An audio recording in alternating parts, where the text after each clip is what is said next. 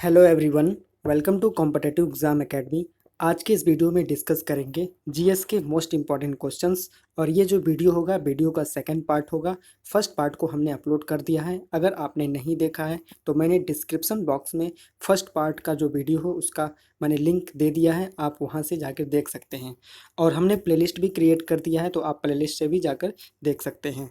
और ये जो वीडियो है, जितनी भी गवर्नमेंट एग्ज़ाम आने वाले हैं, जैसे railway NTPC, railway group D, SSC CGL, CHSL, state PCS, defence exam, NDA, CDS, AFCAT, air force, UPSC, इन सारे एग्ज़ामों के लिए यह वीडियो काफ़ी हेल्पफुल होगा।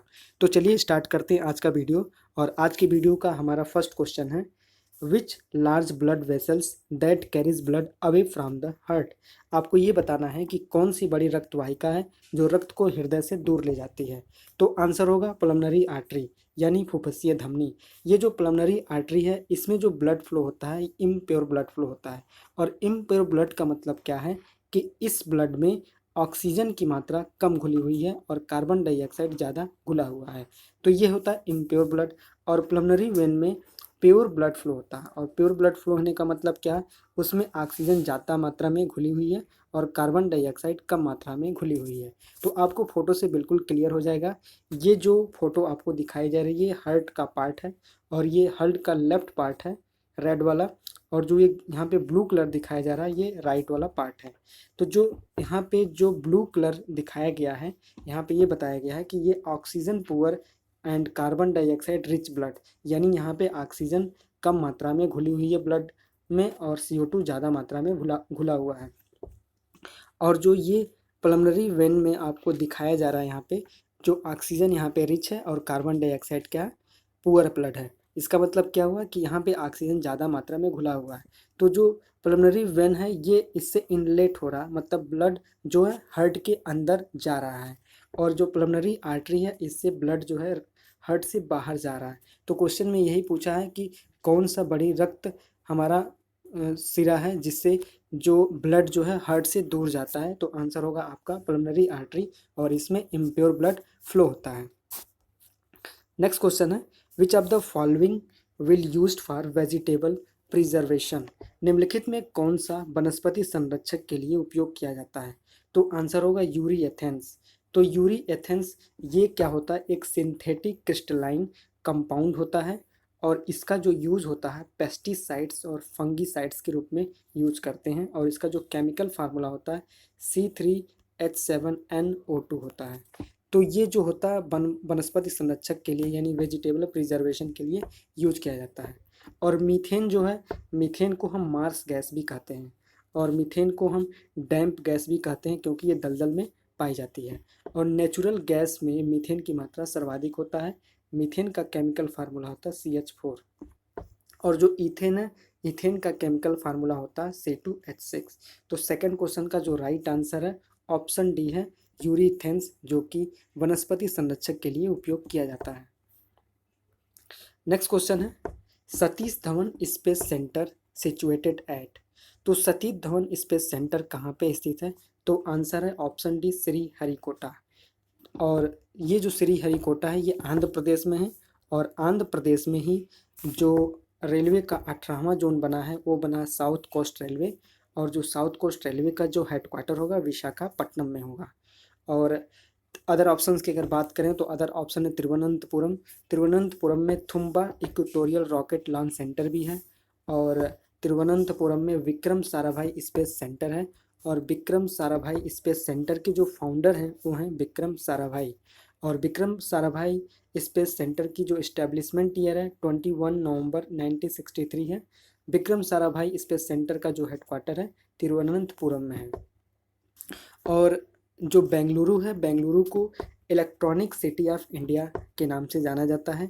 बेंगलुरु को garden city of India, silicon valley of India, space city, science city of India, IT capital of India के नाम से जाना जाता है। और बेंगलुरु में ही जो हमारा इंडियन स्पेस रिसर्च ऑर्गेनाइजेशन, इसका हेडक्वार्टर है। और इसकी जो इस्टेब्लिशमेंट ईयर है इसरो का 1969 है। और इसरो के चेयरमैन है के सिवान है। और जो बेंगलुरु है, बेंगलुरु में इंडियन इंस्टीट्यूट ऑफ साइंस भी स्थित है। और अभी जो चंद्रयान 2 लॉन्च किया गया था ये इसरो के द्वारा बनाया गया था। और ये जो चंद्रयान 2 भेजा गया था ये साउथ पोल को स्टडी करने के लिए भेजा गया था, जिसमें जो लैंडर था वो था विक्रम और जो रोवर हमारा था वो था प्रज्ञान। और कोलकाता की अगर बात करें तो कोलकाता जो है ये वेस्ट बंगाल की राजधानी है। कोलकाता हुगली नदी के किनारे पर बसा शहर है और कोलकाता को city of places, city of Joy, cultural capital of India, gateway of eastern India के नाम से जाना जाता है। और हेडक्वार्टर्स की अगर बात करें तो कोलकाता में Saha institute of nuclear physics का हेडक्वार्टर है, zoological survey of India, botanical survey of India, variable energy cyclone centre and UCO bank, इन सभी जो ऑर्गेनाइजेशन है इनका हेडक्वार्टर कहाँ पे, कोलकाता में है। और कोलकाता बंदरगाह का नाम बदल कर रख दिया गया है डॉक्टर श्यामा प्रसाद मुखर्जी के नाम पे। और अगर आपसे पूछा जाए कि जो इंडिया का जो लार्जेस्ट लाइब्रेरी है ये कहाँ पे स्थित है, तो ये भी है स्थित कोलकाता में। और इंडिया का ओल्डेस्ट एंड लार्जेस्ट म्यूज़ियम भी कोलकाता में है। और एक लेक है जिसका नाम है salt lake stadium. Salt lake stadium ये कहाँ है जी, ये है कोलकाता में। और ईडन गार्डन स्टेडियम भी कोलकाता में है। और ईडन गार्डन स्टेडियम में दुनिया का जो फर्स्ट जो डे नाइट टेस्ट मैच खेला गया है और ये खेला गया भारत और बांग्लादेश के बीच में। और वेस्ट बंगाल के सुंदरवन फॉरेस्ट को मैंग्रोव फॉरेस्ट कहा जाता है। और जो वेस्ट बंगाल में विश्व का सबसे बड़ा जो डेल्टा बनता है उसका नाम है सुंदरवन डेल्टा। और ये जो सुंदरवन डेल्टा बनाती है ये गंगा और ब्रह्मपुत्र नदी मिलके बनाती है। नेक्स्ट क्वेश्चन है, नमस्ते प्रशांत किस शहर में एक सांस्कृतिक कार्यक्रम आयोजित किया जाता है, यानी नमस्ते पैसिफिक जो कि एक कल्चरल इवेंट है was held in which city, किस सिटी में नमस्ते पैसिफिक कल्चरल इवेंट हुआ था। तो आंसर है ऑप्शन सी दिल्ली। तो ये जो नमस्ते प्रशांत है ये हुआ था दिल्ली में और इसमें ऑस्ट्रेलिया, न्यूजीलैंड, न्यू पपुआ गिना, इंडिया और फिजी ये सारे देश ने मिलकर इसको आयोजित किया गया था। तो आंसर होगा option C Delhi. Next question है, what is the relation between time period and frequency in case of uniform circular motion. समरूप परिपत्र गति के मामले में समय अवधि और आवृत्ति के बीच में क्या संबंध होता है। तो जो हमारा जो टाइम पीरियड होता है वो इन्वर्सली प्रोपोर्शनल होता है फ्रीक्वेंसी के, यानी क्या होगा यहाँ पे ऑप्शन डी होगा, यानी जो टाइम पीरियड होगा वो रेसिप्रोकल होगा किसके, फ्रीक्वेंसी के। और जो फ्रीक्वेंसी अगर क्या है ज़्यादा हो रही है तो टाइम पीरियड क्या होगा, कम होगा। और फ्रीक्वेंसी कम है तो जो टाइम पीरियड क्या होगा, बढ़ जाएगा। तो आंसर होगा ऑप्शन डी रेसिप्रोकल होगा। नेक्स्ट क्वेश्चन है, power of the lens is measured. जो लेंस का पावर होता है उसको किस में मापा जाता है। तो जो पावर ऑफ लेंस का जो यूनिट होता है डायोप्टर होता है। और अगर ये जो इलेक्ट्रिकल पावर की बात करें तो उसकी जो यूनिट होती है वाट होती है और वाट को जूल पर सेकंड भी कहा जाता है। और जो जूल होता है ये वर्क की यूनिट है और जो जूल को हम न्यूटन मीटर भी कहते हैं। तो आंसर होगा ऑप्शन सी यानी डायोप्टर जो कि लेंस पावर का क्या है, यूनिट है। नेक्स्ट क्वेश्चन है, which among the following is true regarding the humidity of the air. हवा की आर्द्रता के संबंध में निम्नलिखित में से कौन सा सही है। तो सबसे पहले ये जान लेते हैं कि ह्यूमिडिटी क्या होता है। जब पानी के कण हवा में मिल जाते हैं तो उस केस में क्या हो जाता है, ह्यूमिडिटी हो जाता है। तो वहाँ उस केस में क्या होता है कि it increases with increase in atmosphere temperature, यानी वायुमंडलीय तापमान में वृद्धि के साथ क्या होता है, ये बढ़ जाता है। तो आंसर होगा ऑप्शन ए। नेक्स्ट क्वेश्चन है, फर्स्ट ट्रेन रैन बिटवीन। पहली ट्रेन कब चली थी। तो फर्स्ट ट्रेन जो चली थी वो चली थी 16 अप्रैल 1853 को। और ये कितने डिस्टेंस में चली थी, ये चली थी 34 किलोमीटर। और इसको चलवाया किसने था, लॉर्ड डलहौजी ने। और लॉर्ड डलहौजी को फादर ऑफ इंडियन रेलवे के नाम से भी जाना जाता है। और जो लॉर्ड जो डलहौजी था इन्होंने डॉक्ट्राइन ऑफ लैंड्स यानी राज्य हड़प की नीति को भी स्टार्ट किया था। और जो फर्स्ट स्टेट इन्होंने हड़पा था वो था सतारा। तो आंसर होगा option A Bombay to Thane. Next question है, which is the longest railway tunnel in the world? जो विश्व की सबसे लंबी रेलवे सुरंग कौन है? तो विश्व की जो सबसे लंबी रेलवे सुरंग है वो है गोटहार्ट रेल सुरंग, यानी आंसर होगा ऑप्शन बी। और अगर जो पीर पंजाल की बात करें तो ये क्या है, ये लॉन्गेस्ट रेलवे टनल है इंडिया के अंदर, जो कि पीर पंजाल टनल है, यानी पीर पंजाल रेल सुरंग। और जो सीकन सुरंग है ये जो है लॉन्गेस्ट अंडर सी रेलवे टनल है, ये कहाँ पे है, जापान में है। और वर्ल्ड का शॉर्टेस्ट रेलवे रोड टनल है ये है बी रॉक सुरंग। तो फिलहाल इस क्वेश्चन का जो आंसर है ऑप्शन बी है, गोट हार्ट रेलवे सुरंग, जो कि विश्व की सबसे लंबी रेलवे सुरंग है। नेक्स्ट क्वेश्चन है, who is the first female loco pilot? यानी जो ट्रेन ड्राइवर फर्स्ट महिला कौन थी इंडियन रेलवे की? तो ये है आंसर सी, सुरेखा शंकर यादव। भारतीय रेलवे की पहली महिला लोको पायलट जो बनी थी सुरेखा शंकर यादव बनी थी। और यहाँ पे भावना कांत की अगर बात करें तो Bhawana Kanth first female fighter pilot of India थी। जो लड़ाकू विमान की जो फाइटर पायलट थी वो थी भावना कांत। और सेकंड नंबर पे बनी थी मोहना सिंह, और थर्ड नंबर पे बनी थी अवनी चतुर्वेदी। नेक्स्ट क्वेश्चन है, which is the highest railway system in the world? विश्व में सबसे अधिक जो रेलवे प्रणाली कौन सी है? तो विश्व में सबसे अधिक रेलवे प्रणाली है वो है किंगजंग रेलवे की, और ये कहाँ पे है, ये है चाइना में। तो आंसर होगा option C, Konkan railway. Next question है, which Indian railway lines run parallel to the Arabian sea? कौन सी भारतीय रेल लाइन अरब सागर के समांतर चलती है? तो ये जो लाइन है ये है कोंकण रेल लाइन, जो कि अरब सागर के समानांतर चलती है। तो आंसर होगा ऑप्शन सी। नेक्स्ट क्वेश्चन है, which railway station has the world's longest railway platform? किस रेलवे स्टेशन पर दुनिया का सबसे लंबा रेलवे प्लेटफॉर्म है? तो ये स्टेशन है गोरखपुर रेलवे स्टेशन। और ये जो गोरखपुर रेलवे स्टेशन है भारत के उत्तर प्रदेश राज्य में है, जो कि विश्व का सबसे लंबा रेलवे प्लेटफॉर्म है। और इसकी जो लंबाई है 1366.3 मीटर है। तो आंसर होगा option A, Gorakhpur railway station. Next question है, first temporary president of constituent assembly? संविधान सभा के पहले अस्थायी अध्यक्ष कौन थे? तो संविधान सभा के पहले अस्थायी अध्यक्ष थे सच्चिदानंद सिन्हा जी। तो इसमें क्या है कि जो सच्चिदानंद सिन्हा जी हैं, इन ये जो अस्थायी अध्यक्ष बने थे संविधान सभा के 9 दिसंबर 1946 को। और उसके बाद 2 दिन बाद यानी 11 दिसंबर 1946 को डॉक्टर राजेंद्र प्रसाद को संविधान सभा का अस्थायी अध्यक्ष बना लिया गया। और बाद में डॉक्टर राजेंद्र प्रसाद भारत के राष्ट्रपति बने। और भारत की संविधान सभा के प्रारूप समिति के जो अध्यक्ष थे वो थे डॉक्टर V.R. अम्बेडकर। और डॉक्टर V.R. अम्बेडकर को भारतीय संविधान का निर्माता भी कहा जाता है। और जो सर B.N. राव हैं ये भारत की संविधान सभा के संवैधानिक सलाहकार थे। और दुनिया की जो सबसे बड़ा लिखित संविधान किस देश का है, तो वो है भारत का। और भारत का जो संविधान बना था 2 वर्ष 11 महीने और 17 दिन में बन के तैयार हुआ था। और अगर आपसे पूछें कि किस देश का संविधान अलिखित है, तो ब्रिटेन का जो संविधान है ये अलिखित है। और संविधान का जो प्रारूपण हुआ था ये हुआ था 26 नवंबर 1949 को।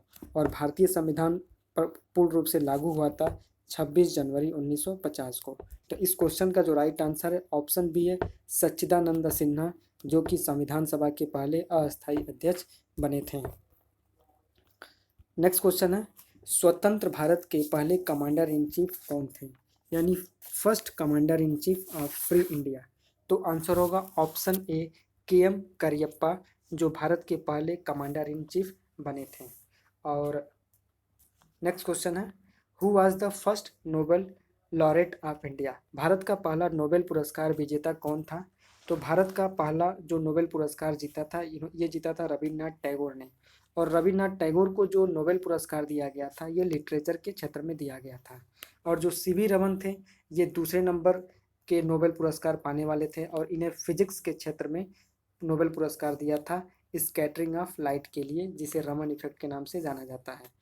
और हरगोविंद खुराना है इन्हें तीसरे नंबर, ये थर्ड पर्सन थे जिन्हें नोबेल प्राइज़ दिया गया था और इन्हें जेनेटिक कोड के लिए दिया गया था। और मदर टेरेसा जो थी ये फोर्थ नंबर की थी, और मदर टेरेसा को पीस के लिए यानी शांति के लिए नोबेल पुरस्कार दिया गया था। तो आंसर होगा रविन्द्रनाथ टैगोर, जो भारत के पहले नोबेल पुरस्कार विजेता थे। नेक्स्ट क्वेश्चन है, first man to have climb Mount Everest twice. पहले आदमी जो 2 बार माउंट एवरेस्ट पर चढ़ चुके हैं वो कौन थे? तो वो हैं नवांग गोम्बू। तो आंसर होगा ऑप्शन ए। और अदर ऑप्शन की अगर बात करें तो जो जुंको ताबेई हैं ये फर्स्ट वुमेन हैं वर्ल्ड में जिन्होंने माउंट एवरेस्ट पे चढ़ाई की थी। और अगर फर्स्ट इंडियन वुमेन की बात करें जो कि माउंट एवरेस्ट पे चढ़ी थी वो थी बछेंद्री पाल। और अगर फर्स्ट इंडियन फीमेल की बात करें जो माउंट एवरेस्ट पे 2 बार चढ़ा है तो वो हैं संतोष यादव जी, जो कि महिला हैं और इन्होंने 2 बार माउंट एवरेस्ट को स्केल किया था। और अगर आपसे पूछें कि first person to go Mount Everest, जो पहले व्यक्ति कौन थे जो माउंट एवरेस्ट पे गए थे, वो थे Tenzing Norgay and Edmund Hillary. और जो माउंट एवरेस्ट है उसको नेपाल में सागर माथा के नाम से जाना जाता है। और माउंट एवरेस्ट को तिब्बत में चोमू लुंगमा के नाम से जाना जाता है, चोमू लुंगमा। और चाइना में माउंट एवरेस्ट को कहा जाता है झुमू लुंगमा, झुमू लुंगमा। तो ये भी आपको याद करना है। नेक्स्ट क्वेश्चन है, who was the first Indian pilot. प्रथम भारतीय पायलट कौन थे? तो जो JRD टाटा थे इन्हें पहली बार इन्हें लाइसेंस दिया गया था और ये पहले भारतीय पायलट बने थे। और जो दुर्गा बनर्जी हैं ये जो हैं फर्स्ट पायलट हैं इंडियन एयरलाइंस की और first Indian women commercial pilot बनी थी। कल्पना चावला ये पहली भारतीय महिला थी जो कि अंतरिक्ष में गई थी।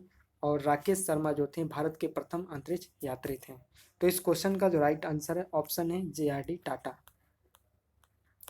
नेक्स्ट क्वेश्चन है, who was the first Muslim president of Indian National Congress. तो इसको जरा गौर से देखो, जो इंडियन नेशनल कांग्रेस है इसकी जो स्थापना हुई थी 1885 ईस्वी में। और इसके फाउंडर 3 लोग थे, कौन कौन से? एक तो थे दादा भाई नौरोजी, और दूसरे थे दीनसा वाचा, और तीसरे नंबर कौन थे? A.O. ह्यूम थे। तो इसमें जो इंडियन नेशनल कांग्रेस के फॉर्मेशन में स्थापना में सबसे ज़्यादा भूमिका थी A.O. ह्यूम की। और इसका जो फर्स्ट सेशन होने वाला था ये पुणे में होने वाला था, लेकिन पुणे में नहीं हुआ। क्यों? क्योंकि उस समय वहाँ पे हैज़ा फैला हुआ था, जिसकी वजह से इसका जो फर्स्ट सेशन आयोजित किया गया बॉम्बे में। और बॉम्बे में जब इसको आयोजित किया तो उस समय इंडियन नेशनल कांग्रेस के जो प्रेसिडेंट थे वो थे WC बनर्जी, यानी उमेश चंद बनर्जी। और जो इसका जो सेकंड वाला सेशन हुआ था ये जो हुआ था कलकत्ता में हुआ था। और कलकत्ता के दौरान जब ये सेशन हुआ था तो उस समय जो प्रेसिडेंट थे इंडियन नेशनल कांग्रेस के वो थे दादा भाई नौरोजी। और जो थर्ड सेशन हुआ था ये हुआ था मद्रास। मद्रास में जो इंडियन नेशनल कांग्रेस के प्रेसिडेंट थे वो थे बदरुद्दीन तैयब जी। और बदरुद्दीन तैयब जी फर्स्ट मुस्लिम प्रेसिडेंट थे इंडियन नेशनल कांग्रेस के। सो इस क्वेश्चन का जो राइट आंसर होगा ऑप्शन डी होगा, बदरुद्दीन तैयब जी। और जो फोर्थ सेशन हुआ था ये हुआ था इलाहाबाद में। और इलाहाबाद में प्रेसिडेंट थे इंडियन नेशनल कांग्रेस के जॉर्ज यूल, जॉर्ज यूल। तो आंसर होगा ऑप्शन डी। और एक बात और याद रखना कि इंडियन नेशनल कांग्रेस जब बनी थी तो उस केस में जो गवर्नर जनरल थे वो थे लॉर्ड डफरिन। ये काफ़ी इंपॉर्टेंट क्वेश्चन बार बार पूछे जाते हैं। तो लॉर्ड डफरिन क्या थे? गवर्नर जनरल थे। तो आंसर होगा ऑप्शन डी, बदरुद्दीन तैयब, जो कि फर्स्ट मुस्लिम प्रेसिडेंट थे इंडियन नेशनल कांग्रेस के। नेक्स्ट क्वेश्चन है, India's first garbage cafe is set to open in which city. Bharat का पहला कचरा कैफे किस राज्य में खोला गया है? तो ये जो कचरा कैफे भारत का पहला खोला गया ये छत्तीसगढ़ के अंबिकापुर में खोला गया है। सो आंसर है option B, Chhattisgarh. Next question है, which of the following World Heritage Site in India where LED illumination has been taken place। Bharat के निम्नलिखित विश्व धरोहरों में से कौन सी जगह पर LED रोशनी की गई है? तो जो LED रोशनी की गई है वो हमारा जो वर्ल्ड हेरिटेज साइट है वो है कुतुब मीनार। और कुतुब मीनार की जो नींव रखी थी कुतुबुद्दीन ऐबक ने रखी थी। इसको कंप्लीट करवाया था इल्तुतमिश ने। और इसको रिपेयर कौन करवाया था? रिपेयर करवाया था इसको फिरोज शाह तुगलक ने। तो आंसर होगा option A Qutub Minar. Next question है, first ever terracotta has launched by the Khadi and village industries commission in which city.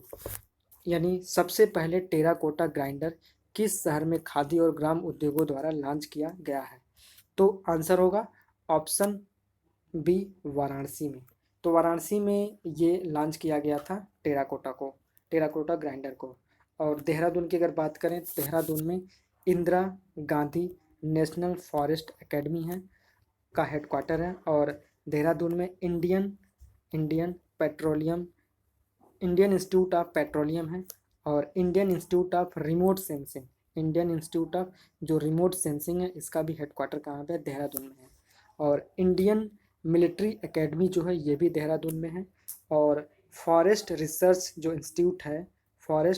Institute ये भी कहाँ पे है, देहरादून में है। रांची की अगर बात करें तो रांची जो है इसको सेंट्रल कोल फील्ड का हेडक्वार्टर कहा जाता है। रांची जो है झारखंड की राजधानी है। और झारखंड का जो धनबाद जो जिला है इसे कोल कैपिटल ऑफ इंडिया के नाम से जाना जाता है। और मुंबई जो है, मुंबई को हम बोलते हैं गेटवे ऑफ इंडिया और financial capital of India, commercial capital of India, entertainment capital of India और हॉलीवुड ऑफ इंडिया, जो कि मुंबई के नाम से जानी जाती हैं। तो इस क्वेश्चन का जो राइट आंसर ऑप्शन हमारा बी है, जो सबसे पहले टेराकोटा ग्राइंडर सर खादी और ग्राम उद्योग आयोग द्वारा लॉन्च किया गया है। नेक्स्ट क्वेश्चन है, अग्रेरियन फेस्टिवल जिसका नाम है Nuakhai celebrated in which state. यानी कृषि पर्व है, इस कृषि पर्व जो नुआखाई है 21 राज्य में मनाया जाता है। तो जो कृषि पर्व नुआखाई है ये मनाया जाता है उड़ीसा में। उड़ीसा का जो डांस है उसका नाम है ओडिसी। तो आंसर होगा option A Orissa. Next question है, Garvi Gujarat Bhavan is located in which city. Garvi Gujarat Bhavan किस शहर में स्थित है। तो इस क्वेश्चन से आप बिल्कुल कंफ्यूज मत होना, क्योंकि यहाँ पे गुजरात टर्म आ रहा है। तो आप इसको आंसर गुजरात लगा सकते हैं या गुजरात का कोई भी आप उस सिटी को लगा सकते हैं, जैसे गांधीनगर, अहमदाबाद, सूरत आप टिक कर सकते हैं। लेकिन वो आंसर गलत है, क्योंकि गरवी गुजरात भवन जो स्थित है वो न्यू दिल्ली में स्थित है। तो आंसर होगा option A new Delhi. Next question है, which of the following is not included in vitamin B complexes. निम्नलिखित में कौन सा विटामिन बी कॉम्प्लेक्स में शामिल नहीं है। तो देखो, जो राइबोफ्लेविन होता है ये विटामिन, इसमें B2 पाया जाता है। पैंटोथेनिक एसिड में विटामिन B5 पाया जाता है। नियासिन में B3 विटामिन पाया जाता है। या इनडायरेक्टली हम ये भी कह सकते हैं कि जो B2 का जो केमिकल नेम है वो है राइबोफ्लेविन, B5 का जो केमिकल नेम है वो है पैंटोथेनिक, B3 का जो केमिकल नेम है वो है नियासिन। और जो एस्कॉर्बिक एसिड है ये विटामिन सी का केमिकल नेम है। तो विटामिन सी में बी कॉम्प्लेक्स नहीं होता है, तो आंसर होगा ऑप्शन डी। बाकी जो riboflavin, pantothenic acid and niacin, इन सब में बी कॉम्प्लेक्स विटामिन पाया जाता है। तो ये थे हमारे मोस्ट इंपॉर्टेंट जीएस के क्वेश्चंस। तो फ्रेंड्स, वीडियो आपको कैसा लगा ज़रूर आप कमेंट करके बताइएगा। अगर अच्छा लगा तो इसको लाइक ज़रूर कीजिएगा। और एक बात और, इसे आप अपने फ्रेंड्स के साथ शेयर कीजिए जो किसी भी कॉम्पिटिटिव एग्ज़ाम की तैयारी कर रहे हैं, जिससे कि अगर ज़्यादा से ज़्यादा बच्चे इस वीडियो को देखेंगे तो मेरा मोटिवेशन बढ़ेगा और मैं और अच्छे लेवल के क्वेश्चन ले आऊँगा और अच्छे एक्स्ट्रा फैक्ट को बताऊँगा, तो आपकी तैयारी और अच्छी होगी। और अगर आप हमारे चैनल कॉम्पिटिटिव एग्ज़ाम अकेडमी पर नए हैं तो चैनल को सब्सक्राइब नहीं किया तो ज़रूर सब्सक्राइब कर लें और बेल बटन को ज़रूर प्रेस करना ना भूलें, क्योंकि जैसे ही वीडियो अपलोड होता है तो अगर बेल बटन प्रेस होगा तभी आपको नोटिफिकेशन जाएगा और वीडियो को देख पाएंगे। तो फ्रेंड्स, मिलते हैं फिर नेक्स्ट पार्ट में। तब तक के लिए वीडियो देखने के लिए थैंक यू एंड फिर मिलते हैं नेक्स्ट वीडियो में। बाय।